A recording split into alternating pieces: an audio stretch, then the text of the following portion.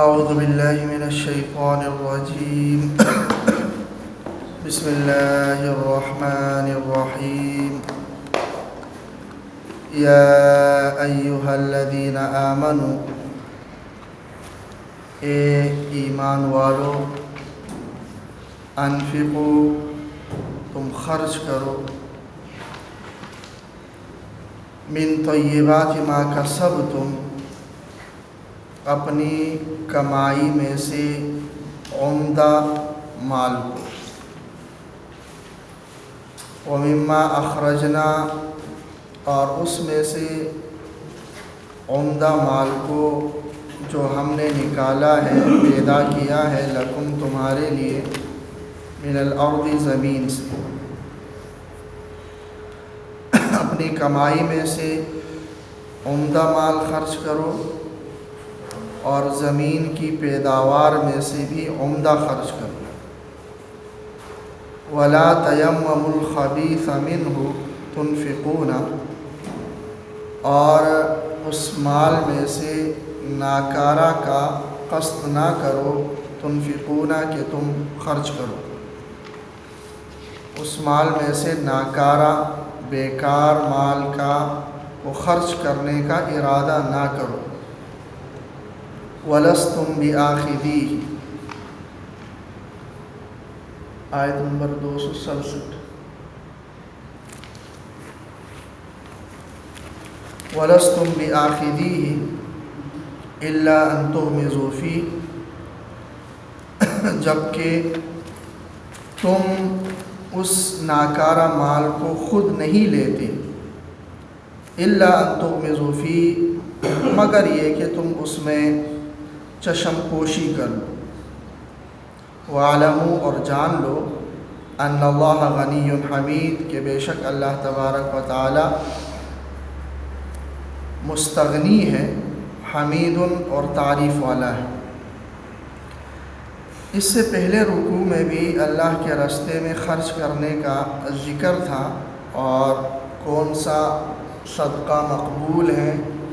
اور کون سا مردود ہے اس کو تفصیل سے بیان کیا تھا۔ اس رکوع میں بھی اللہ کے راہ میں خرچ کرنے کو ہی بیان کیا گیا، تو فرمایا گیا کہ جو تمہاری کمائی ہے اس میں سے عمدہ کو خرچ کر لو اور زمین کی پیداوار میں سے عمدہ کو خرچ کر لو۔ کہ انسان جو کماتا ہے یہ نہیں کہ اس میں سے جو مال اس کو سب سے ناپسندیدہ ہو، جیسے اگر اس کے پاس مویشیاں ہیں اور مویشیوں کی جو زکوٰۃ ہوتی ہے اس میں سب سے دبلی پتلی جو ہے نا بکری دے دے، کوئی دبلا پتلا جانور اللہ کے راستے میں دے دے، یا زمین کی پیداوار میں جو عشر دینا ہوتا ہے اس میں بھی جو پیداوار کوئی خستہ قسم کی ہے بیکار قسم کی ہے وہ دے دے، یہ ٹھیک طریقہ نہیں۔ اللہ کے راستے میں خرچ کر لو اور عمدہ مال خرچ کرو، یعنی جس کے پاس عمدہ مال ہو تو یہ نہ کرے کہ عمدہ مال کو چھوڑ کر بیکار قسم کا مال اللہ کے راستے میں خرچ کرے، بلکہ عمدہ سے عمدہ مال اللہ کے راستے میں خرچ کر لیں، کیونکہ اللہ تعالی حمید ہے، تعریفوں والا ہے، کامل ہے، تمام صفات میں کامل ہے، تو اللہ عمل اور خرچ بھی اسی کو قبول کرتے ہیں جو عمدہ ہو اور اچھا ہو۔ زمین کی پیداوار میں سے خرچ کرنا اس کو عشر کہا جاتا ہے۔ تو جس طرح مال جو نقدی کی صورت میں ہے یا مالی تجارت ہے یا سونا چاندی ہے اس میں زکوٰۃ فرض ہوتی ہے اگر وہ نصاب تک پہنچے، اسی طرح زمین کی پیداوار میں اگر وہ زمین عشری ہو تو عشر فرض ہے، اس میں عشر ادا کرنا۔ عشر بھی زکوٰۃ کی طرح ہی فرض ہے، جس طرح زکوٰۃ فرض ہے اسی طرح عشر فرض ہے۔ اس آیت سے بھی عشر کی فرضیت ثابت ہوتی ہے۔ وَمِمَّا أَخْرَجْنَا لَكُم مِّنَ الْأَرْضِ کہ خرچ کر لو اس زمین کے اس پیداوار میں سے جو ہم نے تمہیں دیا ہے۔ کہ اللہ نے یہ دانہ جو زمین میں تم نے ڈالا ہے، اگرچہ ہل تم نے چلایا ہے، زمین ہموار تم نے کی ہے، کھاد تم نے ڈالی ہے، پانی تم نے دیا ہے، لیکن پھر بھی دانے سے یہ دوسری چیزیں بھی اللہ ہی کی پیداوار ہیں، اور پھر دانے سے اس فصل نکالنا یہ خالص اللہ ہی کا کام۔ تو بہرحال عشر بھی زکوٰۃ کی طرح ہی فرض ہے۔ زکوٰۃ اور عشر میں فرق یہ ہے کہ زکوٰۃ ہر قسم کے مال پر فرض نہیں ہوتا، صرف نقدی پر، سونے چاندی پر اور مال تجارت پر زکوٰۃ فرض ہوتا ہے، اور زکوٰۃ کے لیے ایک نصاب متعین ہے، اگر کوئی اس نصاب کا مالک ہو تب اس پر زکوٰۃ فرض ہے، ویسے فرض نہیں ہے۔ زکوٰۃ پر نصاب کے مال پر سال کا گزرنا ضروری ہوتا ہے، اس سے پہلے زکوٰۃ فرض نہیں ہے۔ لیکن عشر میں یہ ہے کہ زمین کی پیداوار ہو اور وہ عشری زمینیں ہوں تو اس میں عشر فرض ہوتا ہے، چاہے کم ہو یا زیادہ ہو، اور چاہے سال میں 2 بار ہو یا 1 بار ہو، ہر بار جب بھی زمین سے پیداوار ہوگی اور وہ زمین عشری ہوگی تو اس پر عشر فرض ہو جاتا ہے، لازم ہو جاتا ہے۔ عشری زمین سے مراد یہ ہے کہ وہ زمین جو جس پر کافر کی ملکیت کبھی آئی ہی نہ ہو، یعنی اس زمین کی جو ہسٹری ہے، جو تاریخ ہے، اس پر کسی کافر کی ملکیت نہ آئی ہو کبھی بھی، وہ مسلمانوں کی ہی ملکیت میں ہو، یا تو مسلمانوں نے کفار سے جہاد کر کے حاصل کر لی ہو اور اس کے بعد مسلمانوں کی ملکیت میں آ گئی ہو، اور یا یہ ہے کہ مطلب مسلمانوں ہی کی ملکیت میں وہ چلی آ رہی تھی وہ زمینیں، تو وہ کسی کافر کی ملکیت اس پر نہ آئی ہو کبھی بھی، تو وہ عشری زمین ہے۔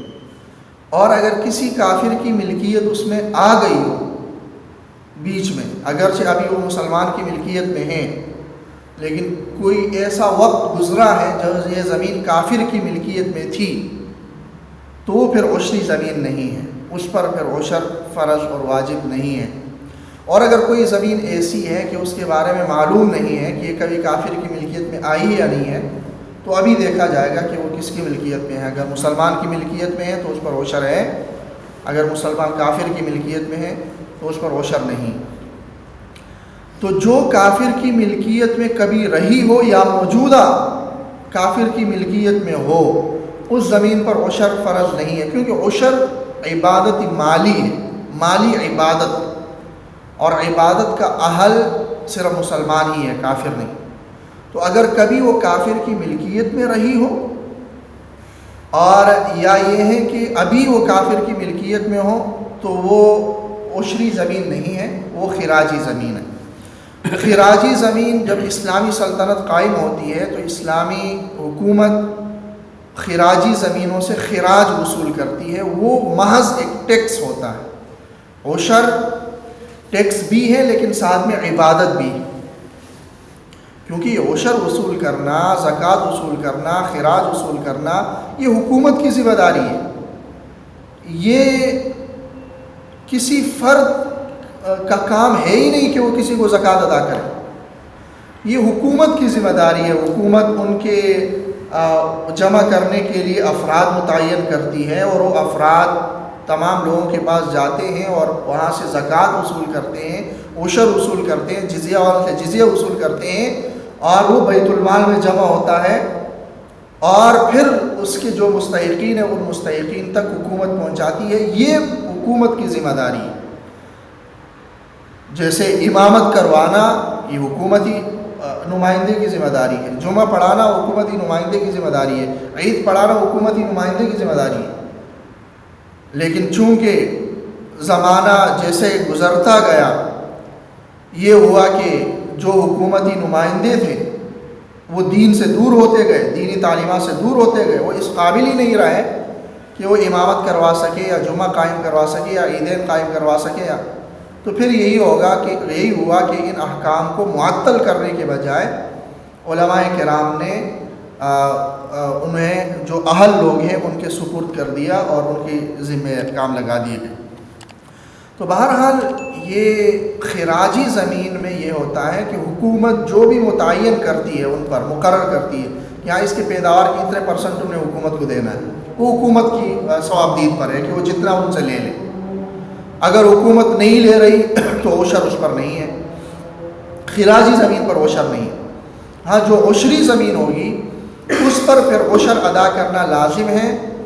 چاہے پیداوار تھوڑی ہو چاہے زیادہ ہو، چاہے وہ اسٹور ہو سکتی ہو نہ ہو سکتی ہو، ہر قسم کی پیداوار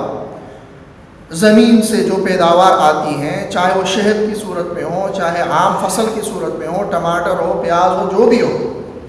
کم ہو زیادہ ہو، اس پر عشر فرض ہے اور واجب ہے۔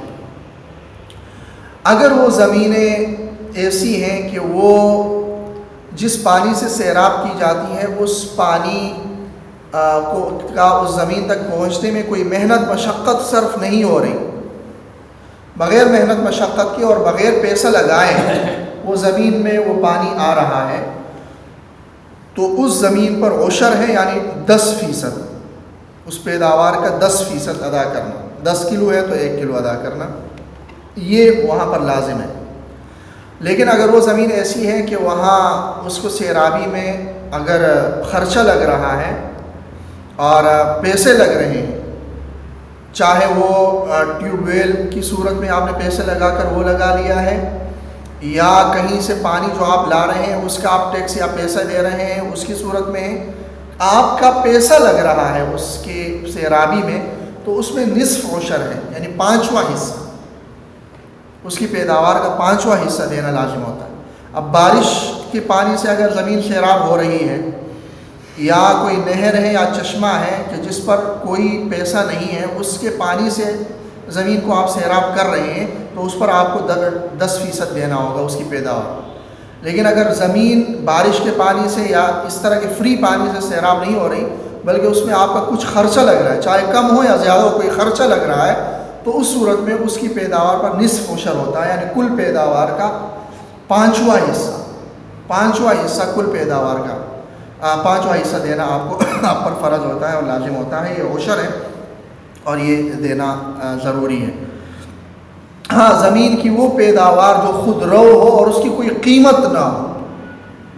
جو خود رو گھاس ہے اس کی کوئی قیمت قدر و قیمت نہیں ہے، اس پر کوئی عشر نہیں، کہ وہ پیداوار جو بعض علاقوں میں ایسا ہوتا ہے کہ ایک علاقے میں وہ چیز قیمت والی ہوتی ہے، قیمتاً بیچی جا رہی ہوتی ہے، اور دوسرے علاقے میں وہ اس کی کوئی قیمت نہیں ہوتی ہے، تو جس علاقے میں وہ قیمتاً بیچی جا رہی ہے وہاں عشر دینا ہوگا۔ جیسے گھاس ہے اس کا عشر آپ نے دینا ہوگا، قیمتاً ہے، قیمت دی جاتی ہے اس کا وہی عشر آپ کو دینا ہوگا۔ یہ 5% ہوگا یا 5واں حصہ ہوگا؟ 5%۔ وہی ہے نا، وہ تو پھر 5واں حصہ تو 20% چلا گیا، وہ ایک تو اس نے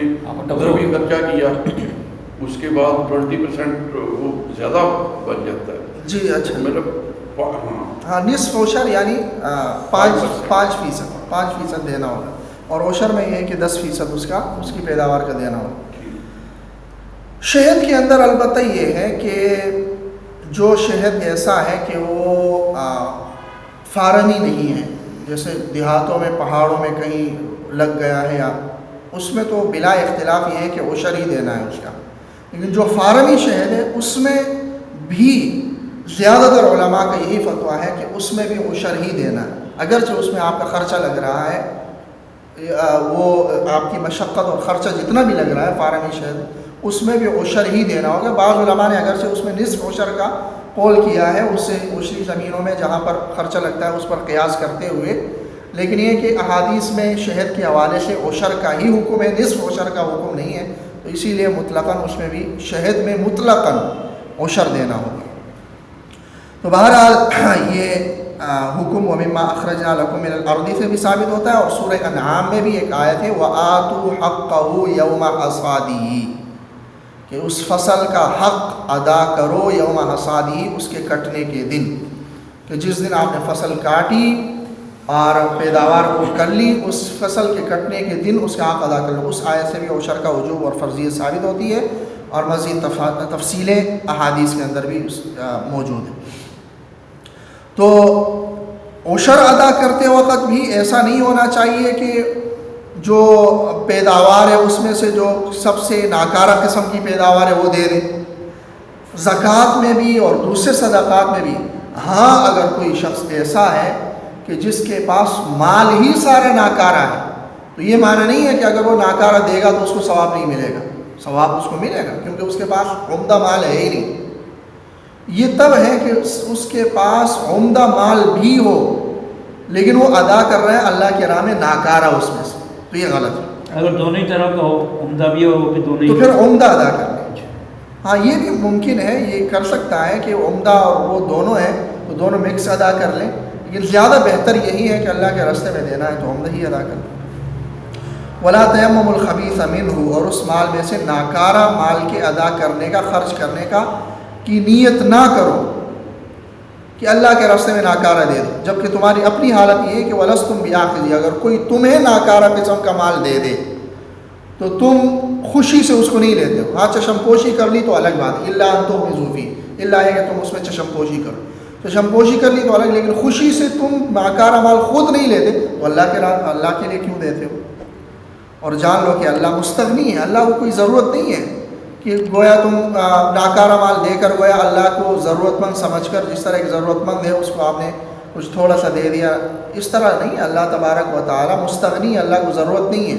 حمید اور صفات والے ہیں, مکمل ہیں. تو جس طرح اللہ مکمل صفات والا ہے وہ آپ کے اعمال کو بھی ایسے پسند کرتا ہے, مال کو بھی ایسا جو عمدہ ہو. اور عمدہ مال میں سے حلال مال بھی آ گیا, کیونکہ شریعت کی نظر میں عمدہ صرف یہ نہیں ہے کہ وہ دنیاوی لحاظ سے عمدہ ہو چاہے وہ حرام ہی کیوں نہ ہو, بلکہ حلال ہونا یہ تو اولین شرط ہے صدقے کے لیے.